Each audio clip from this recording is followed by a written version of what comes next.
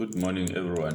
Thank you so much for your participation. I've read most of your messages about this patient who's diabetic. All right, just to summarize what you have already said, most of you really are spot on. You've said it correctly. Okay, when the patient is having this type of condition or diabetes which is uncontrollable, one, you need to reassure the patient. The patient is having anxiety. The patient is having fears of the unknown, which could be the complications.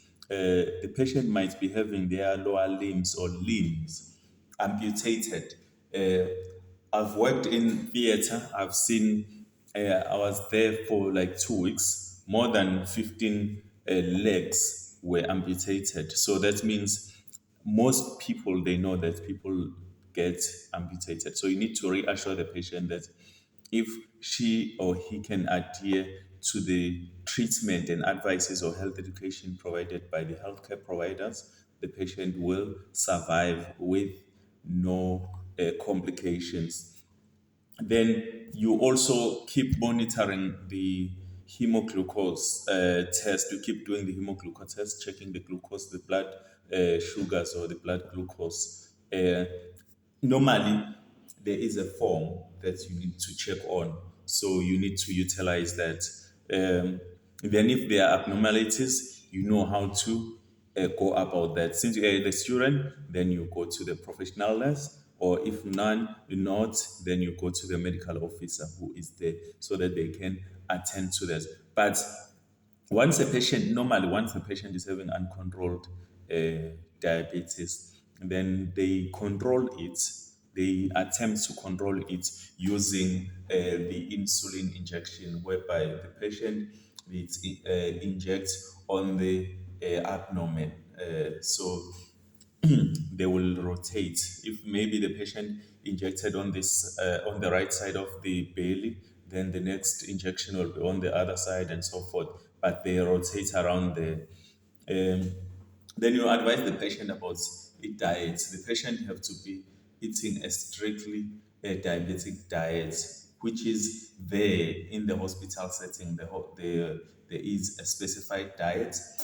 All the diets, ordered diets, which is there, it is guided by the experienced dietitian at the kitchen. So you need to make sure you advise that.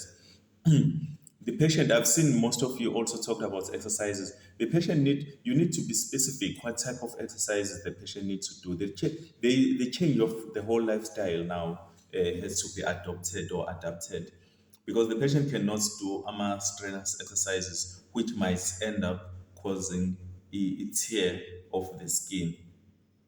And the shoes the patient is wearing, they need to be that comfy, not to cause any moist on the toes, because once there is moist, there is a fungal formation there and there can be a sore.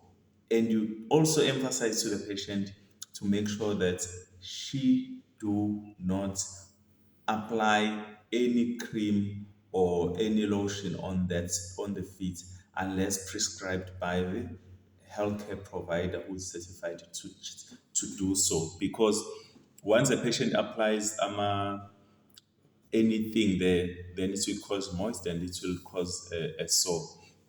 Also, you advise the patient, maybe the patient relative, you need to involve them, because now if the patient lifestyle changes, there must be someone supporting the patient regarding that, so that the patient cannot feel isolated or feel like now she have to change. And this patient is 32 years old. So what does this mean? The patient might fear if she will be able to live the lifestyle like her other fellow friends or peers. So, for instance, the patient is at the childbearing age. So the patient wanna know if she can still give birth. So you reassure the patient about all that.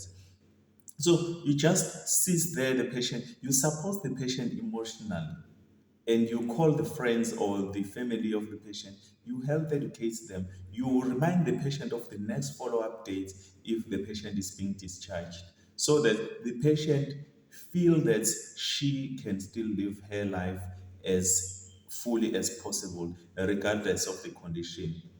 You understand? So it's very important to engage with the patient. But I'm just saying this knowledge, I'm not reading anywhere, but I'm advising that you guys, please go through your books, go through Google, because this information I'm talking about here is the information that you need to equip yourself with. Because if you are at the clinical setting, at the hospital or at the clinic, primary healthcare, or even old age home, people need this information.